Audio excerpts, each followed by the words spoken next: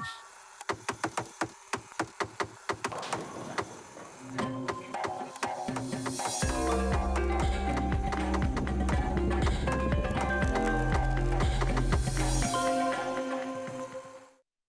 tengah hari dan salam sejahtera, kembali lagi bersama saya Connie Grace untuk Ringkas TVS. Kita mulakan dengan laporan ini. Jabatan Meteorologi Malaysia (Met Malaysia) hari ini mengeluarkan amaran cuaca buruk dan waspada dengan hujan lebat dijangka berterusan di beberapa kawasan di Sarawak sehingga esok. Met Malaysia dalam kenyataannya memaklumkan cuaca buruk dengan hujan lebat berterusan diramal berlaku di Kuching, Serian, Samarahan dan Sri Aman. Hujan lebat juga dijangka berlaku di Betong, Sarike, Sibu dan Mukah. Angin kencang timur laut berkelajuan melebihi 60 km sejam dengan ombak melebihi 4,5 meter dijangka boleh berlaku di perairan Sarawak dan beberapa negeri lain seperti Kelantan, Terengganu, Pahang dan Johor Timur dalam tempoh tersebut. Hujan luar biasa melebihi 14 jam menyebabkan beberapa kawasan dinaiki air awal pagi tadi. Memetik sumber media tempatan, mendapati antara lokasi terjejas termasuklah kawasan seberang hilir Kampung Kude, Sungai Maung, Tabuan Dayak, Taman Malihah, Kampung Segedup, Kampung Sinabudi dan Stapok. Menurut Ketua Operasi Bomba dan Penyelamat Negeri Henry Ardi Mansyah, sehingga tengah malam tadi pihaknya telah menerima 12 panggilan kecemasan berhubung banjir dan mengaktifkan respons segera. Sementara itu, Pemangku Timbalan Pengarah Angkatan Pertahanan Awam Ismail Mahidin berkata, setakat jam 4 pagi tadi hanya sebuah pusat pemindahan dibuka di negeri itu.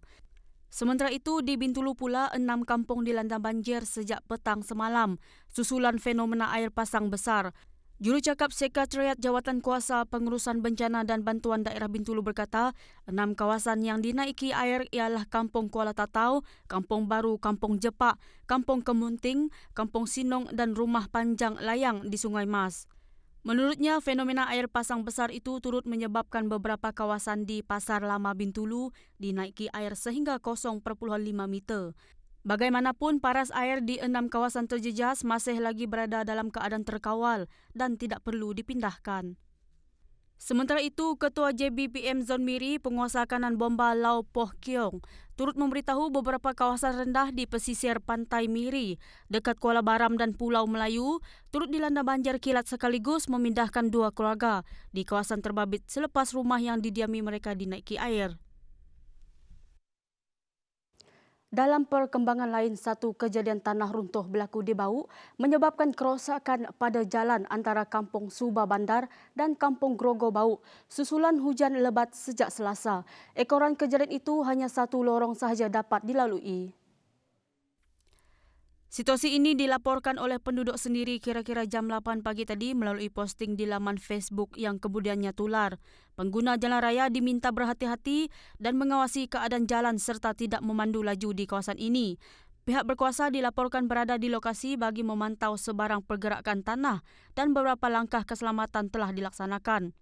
Ahli Dewan Undangan Negeri Tasik Biru Datuk Henry Jeneb berkata, beberapa kawasan di daerah Bau mengalami banjir, tanah runtuh dan jalan mendap akibat hujan lebat sejak semalam. Beliau turut menasihati agar penduduk di kawasan sekitar mengambil langkah berjaga-jaga. Tutup suis utama di dalam rumah. Itulah nasihat daripada Sarawak Energy Berhad SEB kepada mereka yang berhadapan dengan situasi banjir. Penyedia kuasa elektrik negeri ini mengingatkan pelanggannya supaya memindahkan peralatan elektrik ke tempat yang lebih tinggi atau kawasan di atas paras banjir yang dijangkakan sebaik sahaja muncul tanda kenaikan paras air. SEB dalam satu kenyataan hari ini berkata ia memantau keadaan di Sarawak dengan rapi kerana Jabatan Meteorologi Malaysia meramalkan beberapa bahagian di negeri ini akan mengalami angin kencang dan hujan lebat dalam beberapa minggu akan datang yang boleh mengakibatkan banjir di kawasan rendah dan mudah banjir. Bagi memastikan keselamatan orang awam daripada bahaya elektrik, pihak SEB akan bertindak menutup bekalan kuasa ke pencawang dan kemudahan lain tanpa notis jika berlaku banjir atau paras air naik sehingga membahayakan keadaan. Orang awam dinasihatkan supaya berjaga-jaga dengan tiang atau talian elektrik yang berkemungkinan terdapat arus elektrik di dalamnya dan jangan cuba mengendalikan peralatan elektrik yang telah terendam di dalam air kerana ia boleh mengakibatkan renjatan elektrik atau kebakaran.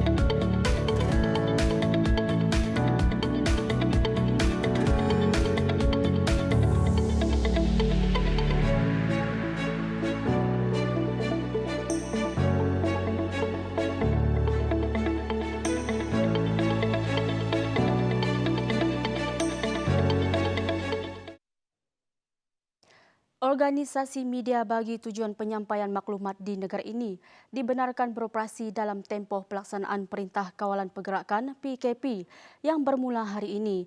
Bagaimanapun dalam tempoh itu, operasi media yang berbentuk penyiaran seperti hiburan tidak dibenarkan. Perkara itu dijelaskan Menteri Komunikasi dan Multimedia Datuk Saifuddin Abdullah.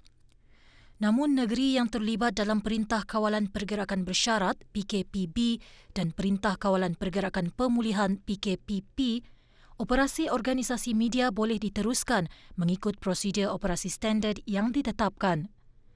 Saifuddin turut menasihati para petugas media sebagai barisan hadapan untuk terus mematuhi SOP dalam menjalankan tugas bagi melindungi diri daripada ancaman COVID-19. Maklumat lanjut mengenai SOP sektor komunikasi, teknologi maklumat, e-dagang dan industri kreatif boleh didapati di laman sesawang www.kkmm.gov.my. Pelaksanaan semula PKP melibatkan 6 negeri termasuk Pulau Pinang, Selangor, Wilayah Persekutuan, Kuala Lumpur, Putrajaya serta Labuan, Melaka, Johor dan Sabah untuk tempoh 14 hari hingga 26 Januari ini. Manakala PKPB akan dilaksanakan di Pahang, Perak, Negeri Sembilan, Kedah, Terengganu dan Kelantan serta PKPP di Perlis dan Sarawak. Gabungan Persatuan-Persatuan Pengguna Malaysia (FOMCA) mencadangkan supaya moratorium dilanjutkan bagi membantu golongan terkesan. Ia susulan pengisytiharan darurat dan pelaksanaan Perintah Kawalan Pergerakan PKP bermula Rabu. Timbalan Presidennya Muhammad Yusof Abdul Rahman berkata, dalam situasi semasa, ada rakyat yang belum mendapat pekerjaan selepas diberhentikan, berdepan pemotongan gaji selain tidak jelas mengenai masa depan mereka. Selain itu, ada juga golongan yang bekerja sendiri, seperti peniaga kecil yang turut mengalami kesukaran, dengan sesetengah daripada mereka mungkin terpaksa menutup perniagaan. Tambahnya, walaupun kedai makan dan gerai penjaja di negeri yang dikenakan PKP dibenarkan beroperasi, namun jumlah pelanggan mereka berkurangan kerana ramai yang tidak keluar rumah. Selain itu, rentas negeri dan daerah juga tidak dibenarkan, yang menyebabkan sesetengah perniagaan kecil yang menjadi tumpuan pelancong turut terjejas. Itu saja buat masa ini. Saya Connie Grace untuk TVS. Teruskan kesetiaan anda bersama kami di saluran 122. Saya Connie Grace, salam hormat dan sayu kenep.